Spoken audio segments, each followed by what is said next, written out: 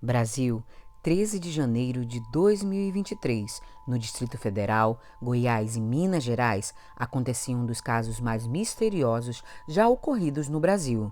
Tudo veio à tona após o desaparecimento de uma cabeleireira e seus 3 filhos. O mistério é muito maior do que a gente imagina e ele envolve 15 pessoas, 10 delas desaparecidas. E hoje eu vou te contar essa história.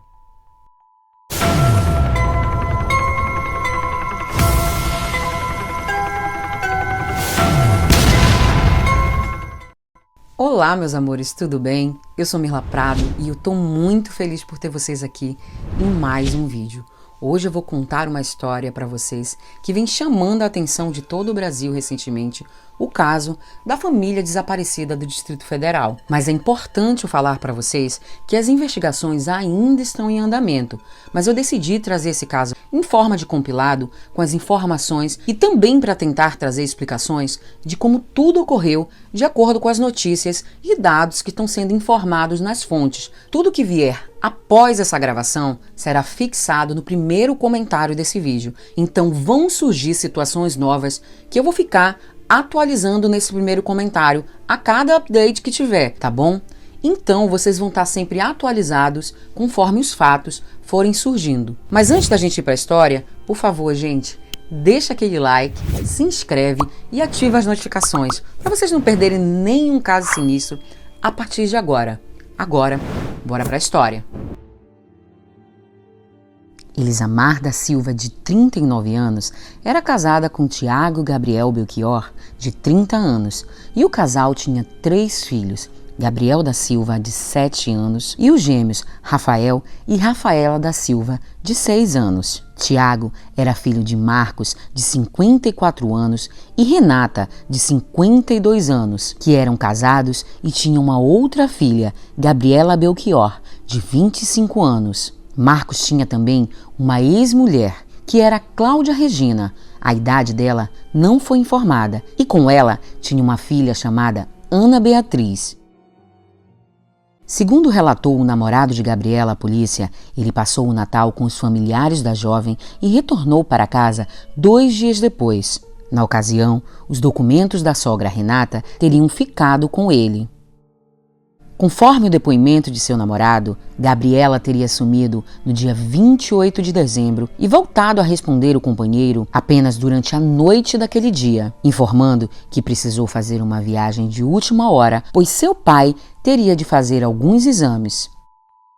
Após 2 dias seguidos sem responder, Gabriela teria mandado uma mensagem de áudio para o namorado, dizendo que retornaria para casa no dia 1º de janeiro. Desconfiado da história, o jovem então teria checado um aplicativo de localização que divide com a companheira e verificado que o celular dela, com o qual os dois se comunicavam, estava em Planaltina. Sentindo que algo poderia estar errado, o rapaz mandou prints para Gabriela por mensagens e passou a confrontá-la.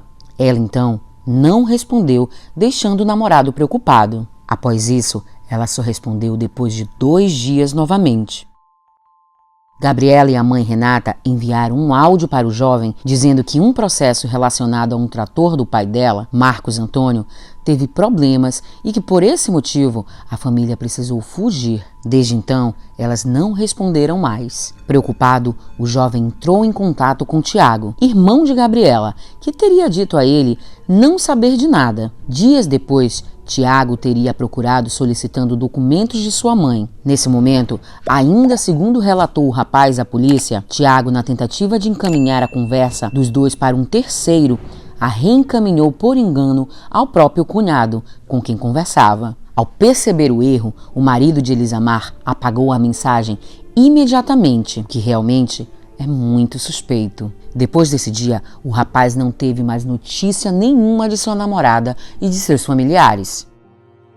Após tentativas frustradas de falar com a namorada e de entregar os documentos da sogra, o jovem pediu para que Tiago enviasse a ele uma localização para que ele pudesse deixar os pertences de Renata. Tiago então respondeu com a localização da casa onde mora, em Santa Maria, mas o imprevisto atrapalhou o rapaz de ir até o local. Essa foi a última vez que o namorado de Gabriela conseguiu falar com o cunhado. Dias depois, ele tentou novamente falar com Tiago, mas não teve retorno algum. Por isso, ele resolveu ir até a casa onde Gabriela vivia, mas a casa estava vazia. De acordo com relatos, Elisamar teria saído de casa no bairro de Santa Maria com seus 3 filhos por volta de 21h20 do dia 12 de janeiro para ir buscar seu marido Tiago na casa de seus sogros, no condomínio residencial Novo Horizonte, em Itapuã, localizado no Distrito Federal. Por volta das 22 horas, Elisamar teria mandado mensagens para uma funcionária avisando que ela estava chegando na casa dos sogros. Ela teria chegado ao local por volta das 23 horas. Segundo os registros de localização do telefone de Elisamar, ela teria ficado cerca de 20 minutos naquele local. Lá, ela teria tido uma briga com o marido e voltado para casa somente com seus filhos. Após sair do local com as crianças, a mulher se comunicou com seus outros 2 filhos mais velhos, fruto de outro relacionamento. Estes seriam uma menina de 18 anos e um rapaz de 24 anos. Também pelos registros do celular, Elisamar teria parado em um posto de gasolina por volta das 00h30 e depois pegado a rodovia BR-260 para voltar para casa. No dia 13 de janeiro, a polícia encontrou um carro carbonato na altura do quilômetro 69, em Lusiânia, Goiás. No automóvel estavam 4 corpos, sendo estes de um adulto e de 3 crianças, que foram encaminhados para o Instituto Médico Legal de Lusiânia. Como Elisamar não foi trabalhar, o que não era de seu feitio, assim como ficou sem dar notícias durante todo o dia 13 de janeiro. Ao não conseguir contactar a mãe, a filha de Elisamar conseguiu falar com Tiago. Segundo a menina, o padrasto teria dito que teve uma discussão com a esposa e que ela teria ido embora sem ele. Conforme o depoimento, Tiago teria dito ainda que estava arrumando as coisas para viajar com o pai. Neste dia, filho de Elisamar registra o desaparecimento da mãe e dos irmãos, relatando à polícia o que seu padrasto lhe disse. Neste mesmo dia, um Siena em nome de Marcos Antônio é encontrado carbonizado com 2 pessoas dentro, na BR-251, próximo a Unai, Minas Gerais.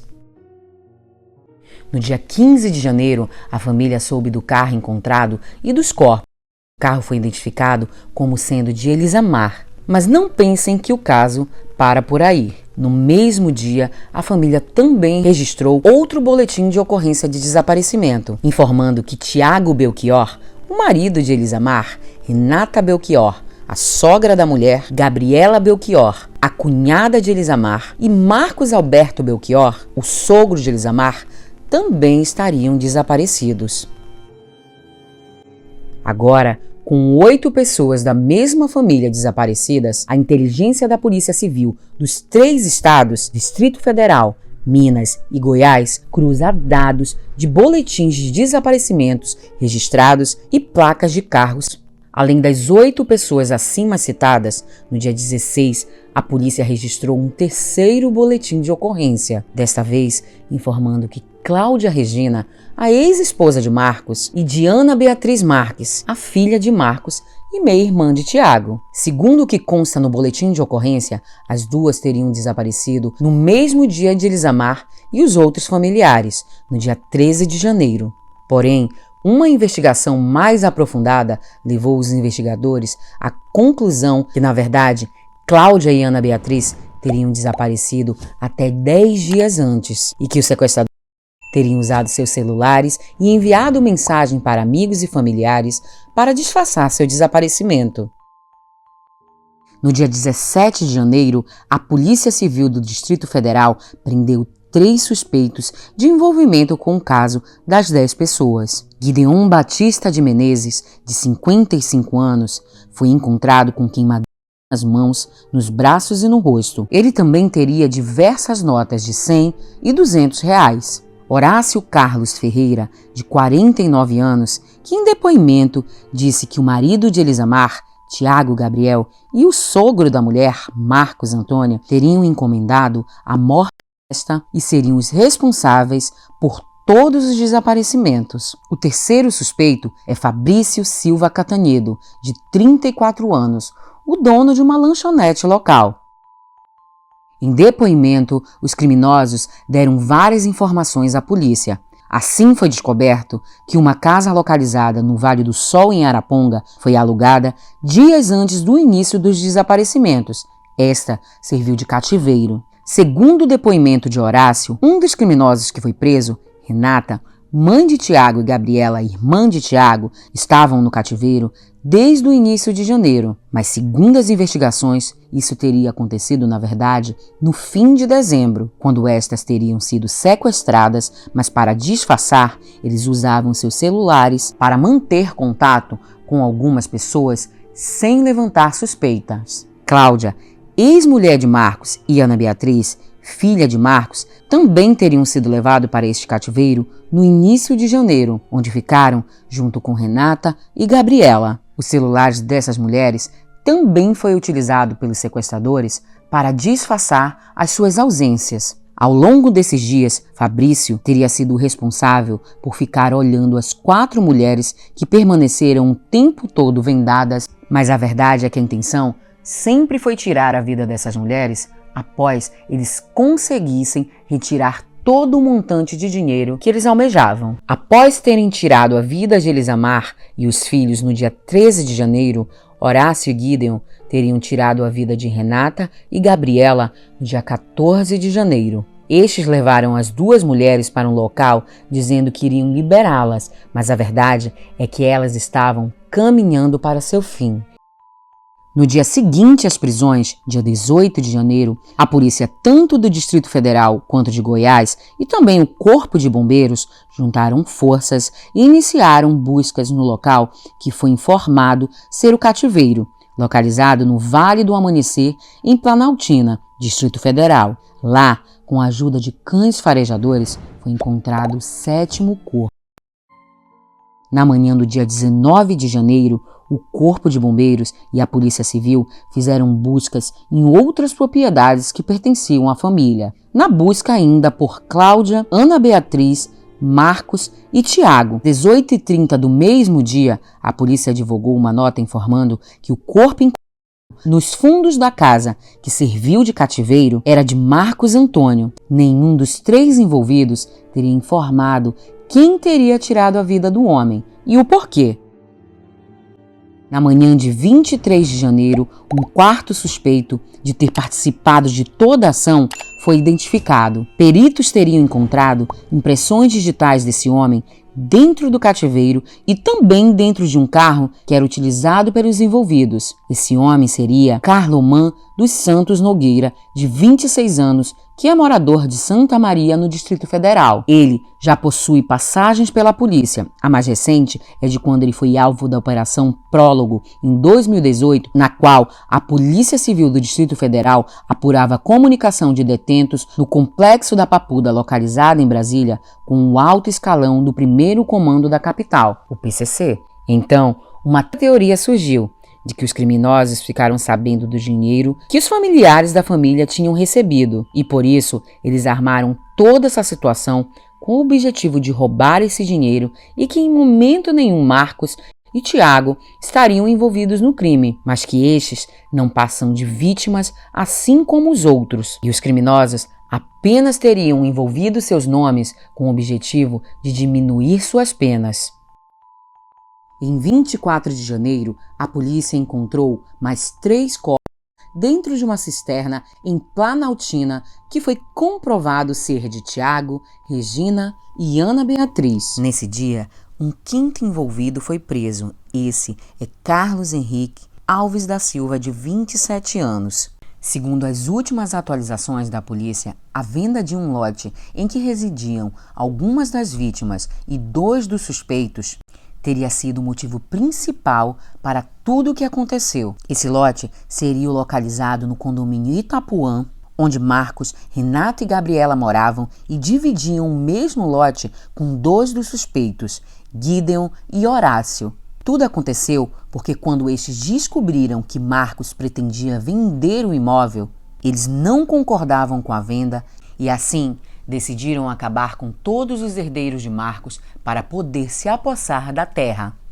É isso, gente. Esse foi o caso sinistro de hoje. Como eu falei para vocês anteriormente, a gente vai estar atualizando vocês no primeiro comentário. Pode ser que quando esse vídeo saia, muita coisa já tenha surgido.